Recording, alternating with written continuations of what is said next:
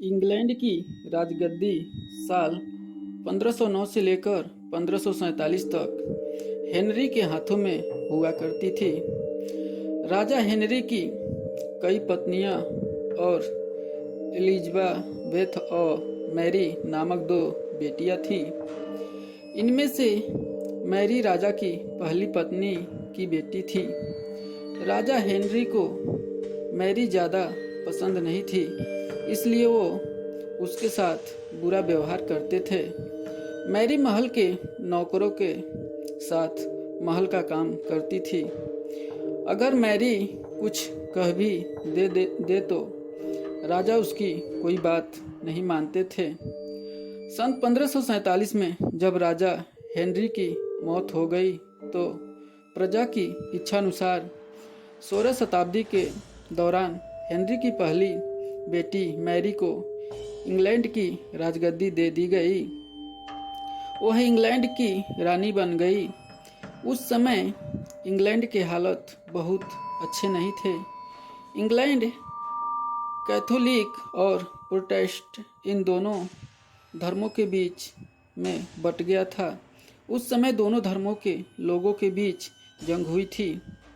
रानी Mary चाहती थी कि पूरे इंग्लैंड में सिर्फ एक ही धर्म हो, लेकिन लोगों ने उसकी यह बात मानने से साफ इनकार कर दिया था। इससे नाराज होकर रानी ने उनकी बात न मानने वालों को मौत की सज़ा दे दी थी। वह ऐसे लोगों को जिंदा भी जला देती थी।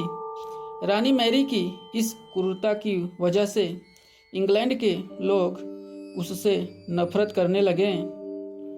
ऐसा भी कहा जाने लगा कि रानी मैरी कुंवारी जवान लड़कियों के खून से नहाती थी। उसका मानना था कि उनके खून से नहाने से वह ज़्यादा दिनों तक जवान रह सकती हैं। कुछ सालों बाद रानी मैरी ने शादी कर ली और कुछ समय बाद इंग्लैंड में एक बार खबर आई कि रानी मैरी गर्भवती हैं और जल्द ही उनके राज्य को उनका नया राजा भी मिल जाएगा। इस बात से सभी खुश हुए, लेकिन उस समय रानी मैरी के साथ बहुत ही अजीब घटना हुई। उनके गर्भ से किसी भी बच्चे का जन्म नहीं हुआ, बल्कि कुछ ही महीनों के बाद रानी मैरी का पेट फिर से सामान्य हो गया। वहाँ के ओझा लोगों ने अपनी तंत्र विद्या से बताया कि रानी मैरी के गर्भ में कोई बच्चा नहीं, बल्कि एक भूत आकर निवास करता है। कुछ समय बाद फिर रानी मैरी के गर्भ में वही भूत आकर रहने लगा और वह फिर से गर्भवती हो गई। इस बार भी रानी को कोई बच्चा नहीं हुआ और उस घटना के कुछ ही दिनों के बाद रानी मैरी की मृत्यु हो गई। इसके बाद मैरी की छोटी बहन एलिजाबेथ को इंग्लैंड की राजगद्दी पर बैठाया गया और एलिजाबेथ इंग्लैंड की नई रानी बन गई। रानी मैरी की क्रूरता की वजह से इंग्लैंड को लोग उसे एक निर्दयी औरत मानते थे।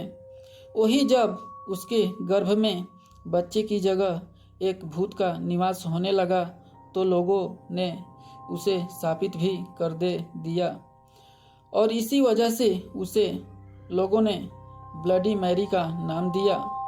दोस्तों, ब्लडी मैरी की कहानी हमें यह सीख देती है कि अपने निजी विचारों व सोच को लेकर दूसरे लोगों पर दबाव नहीं बनाना चाहिए। शांति और करुणा से लोगों का ख्याल रखना ही मनुष्य का धर्म है। दोस्तों, ऐसी इंटरेस्टिंग कहानी सुनने के लिए हमारे YouTube channel Aryan the rock entertainment को लाइक एंड सब्सक्राइब करें। चलिए मिलते हैं नेक्स्ट वीडियो में कुछ अलग कुछ नए अंदाज के साथ। तब तक के लिए बाय बाय, नमस्कार।